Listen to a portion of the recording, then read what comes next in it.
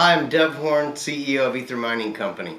Today's talk is going back to some of the fundamentals of blockchain technology because I want to make sure that you guys understand what we're talking about when we talk about a blockchain versus a cryptocurrency. They are related but not necessarily the same thing. So that's one thing I want to cover today because I think a lot of people know about Bitcoin. Fewer people know about Ether, and even fewer people understand that there's a difference between Ethereum and Ether. So that's one of the things I wanted to cover in the talk today. But in order to do that, I kind of need to go back in time a little bit and just talk about some of the basics. The first thing I want to talk to you about is what is a blockchain. A blockchain is a way to transfer value from individuals, one individual or entity to another, digitally and securely through a decentralized mechanism, not owned by any company or any government or anything like that. And the original blockchain that everyone knows about today is Bitcoin. So a blockchain is simply a ledger. It's basically a digital ledger, and each block in the ledger has all the transactions that were recorded at that moment in time.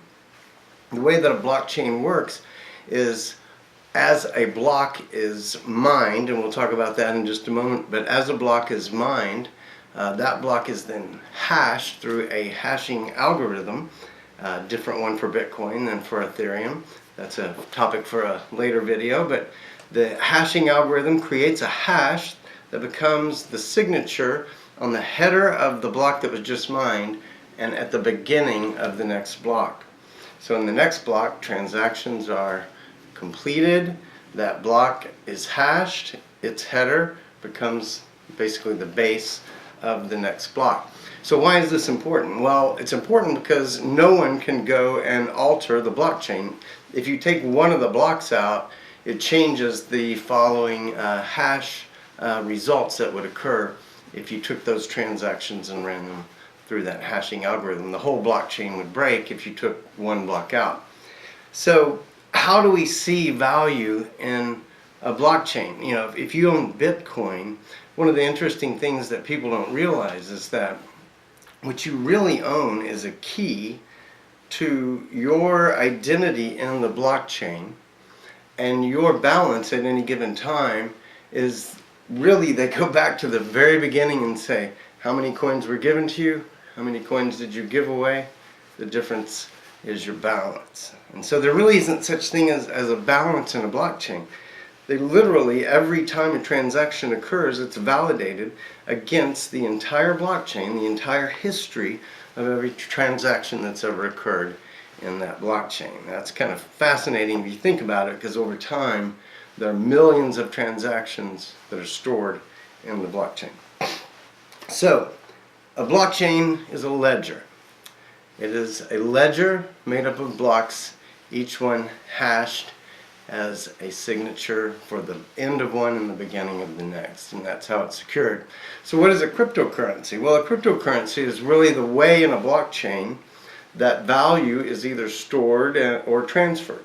And so it's just like any other currency. You can hold it or you can pass it along and get something of value, hopefully, for it. And so you can store it or you can use it in the blockchain. So the blockchain needs the ability to store value inside of it. Two different things, right? So in the Bitcoin blockchain, the cryptocurrency is Bitcoin. I think that's part of the confusion, is that Bitcoin is the blockchain, Bitcoin is also the cryptocurrency. In the Ethereum blockchain, and this is really the thing I think that bugs me a lot when I look at the quote for Ethereum. There's no quote for the price of Ethereum. Ethereum is the blockchain, Ether is the cryptocurrency. When we talk about the value of the cryptocurrency, we're talking about Ether, we're not talking about Ethereum. Two different things. Very important distinction. So how is a cryptocurrency created? Well, we couldn't just create them from scratch. That would kind of be, they call that an airdrop, you know, where coins just are created and humans try to assign value to them.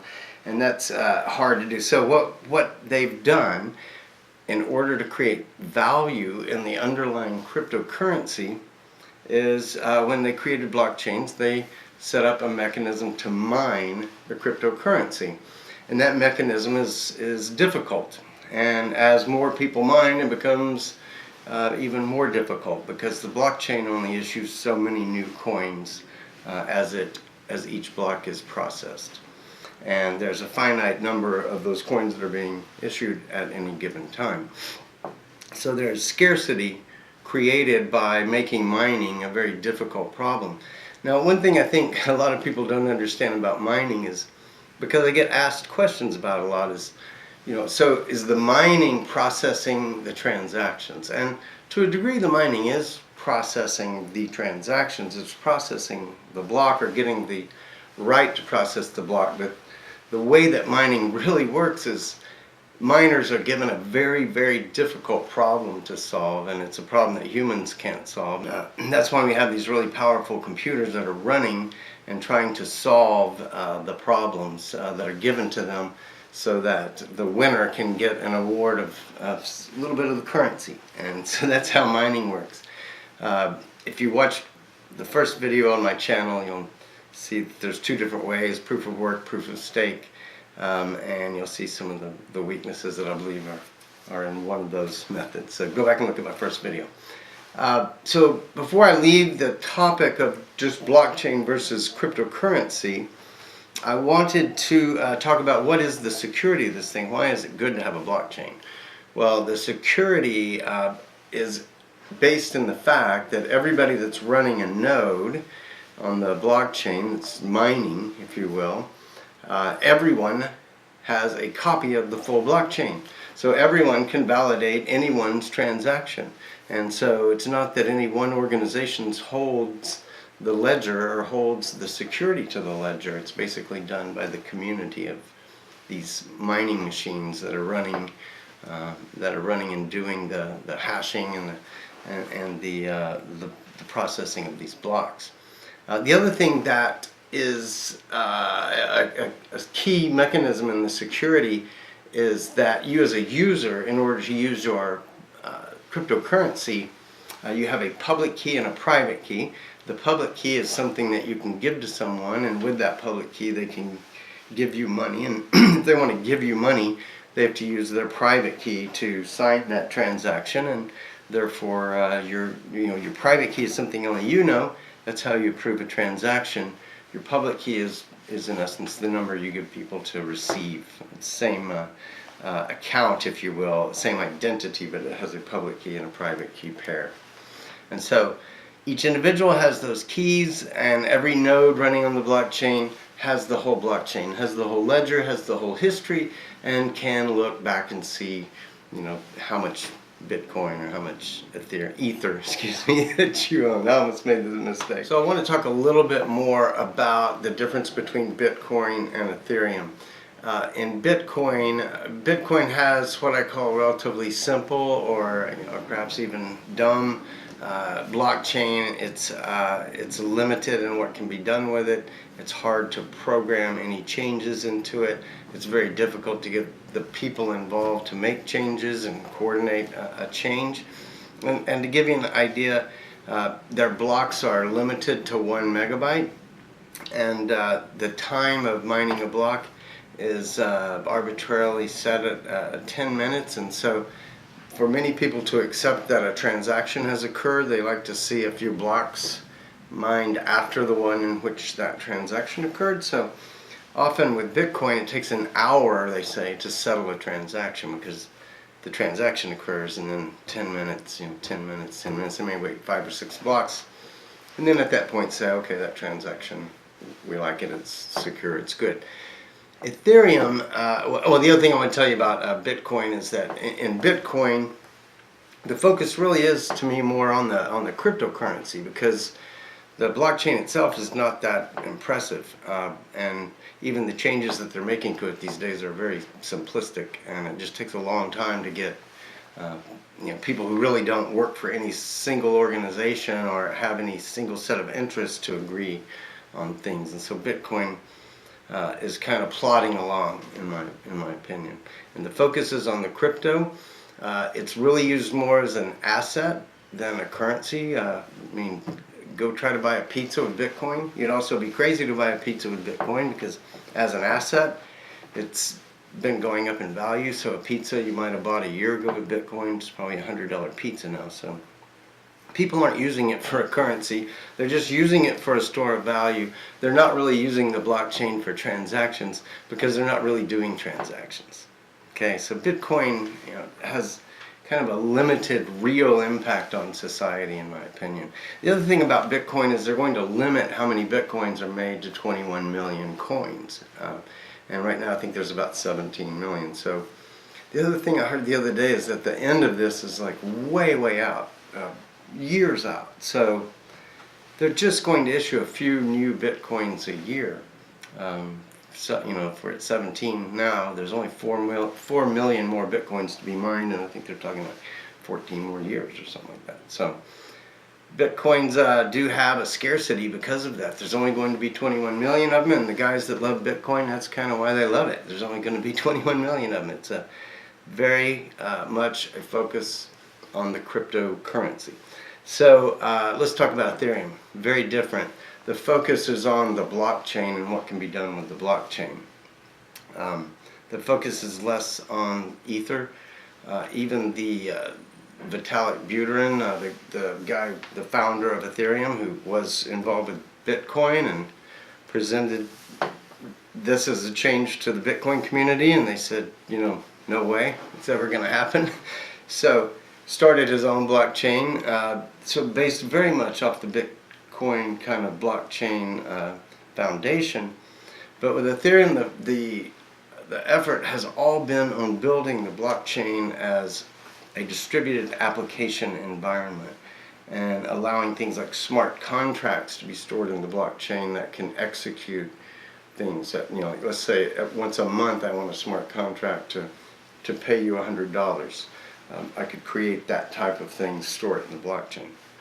There's other things, application components and user interface components that can be stored both on light clients and within the blockchain. So the blockchain can kind of act like an internet of value transfer, or an internet of any kind of thing where you need to have security and kind of make sure that things happen only one time, such as voting. I think that'll be another great use for the Ethereum blockchain. With Ethereum, there's way less focus on the cryptocurrency. It has been mined by proof of work. Again, go look at my first video to get into the difference. But Ethereum is moving to proof of stake, and I think that is the right move. And the other thing about Ethereum, so the mining, the way that you mined it with machines in the past is going away, and it'll be mined more with money in the future. And the other thing about Ethereum that you should know is there's no limit to how much Ethereum would be produced. It's basically, where Bitcoin is being created for scarcity, I think Ethereum is being created for utility.